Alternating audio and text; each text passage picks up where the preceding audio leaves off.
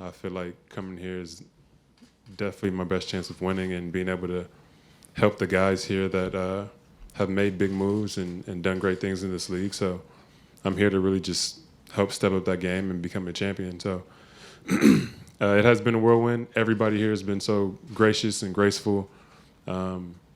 Everybody's tried to tell me where to live and find out what neighborhood to be in and how close everything is. And that's just off the court, which I super appreciate because I'm all about family, and my family is the most important thing to me. But basketball-wise, all the guys have embraced me, all the coaches.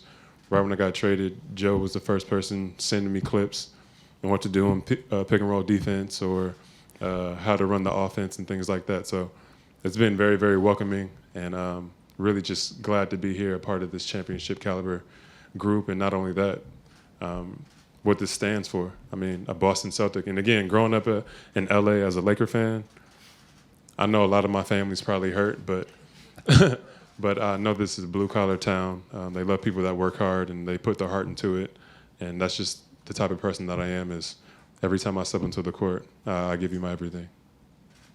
Just wondering how soon after you found out you were traded that Joe was sending you clips, and what was your reaction? It was like immediately. It was immediately. Yeah, it was right off the bat. Again, and just given the circumstances, I got traded, a couple of days before training camp, so I'm already behind the curve.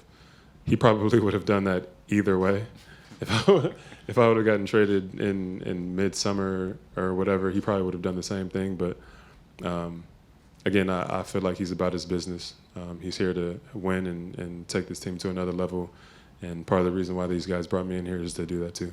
Obviously, Brad, like, look, we know you. You're happy. You're like, this is the most emotion we've seen you show on here. Like, bad day to play poker with you. Yeah. That's true. But also, like, it does feel this is a little bit different.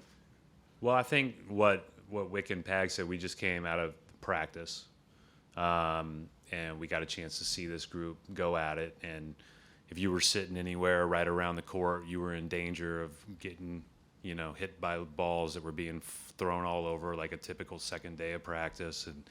And if you watched it really closely, you could tell that we made 1,000 mistakes.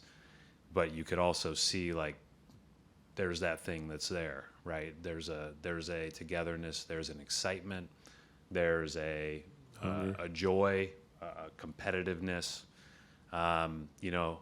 I'm one of the few people that gets like an amazing joy out of the shell drill. And I told Drew when he went and got into Phil Pressey and almost made him quit coaching when he was guarding him, that made me so happy. So I was, I guess maybe that's why I'm smiling. It was just the result of the practice. Obviously, I've talked about what I think of this guy as a person, and I've talked all along about like that. The idea of competitive character matters so much, not only as the individual, but how it impacts the team. And I think he brings it as well as anybody around. And so that's, I just think that's contagious. And so we're going to have to continue to do that. And, it's not on him to bring it every day, and other people have to bring it for him too, and that's how teams work. But we have a lot of guys that were competing with joy today. Not very well yet, but certainly with an upside that looks good. PNC Bank, helping to make banking easier.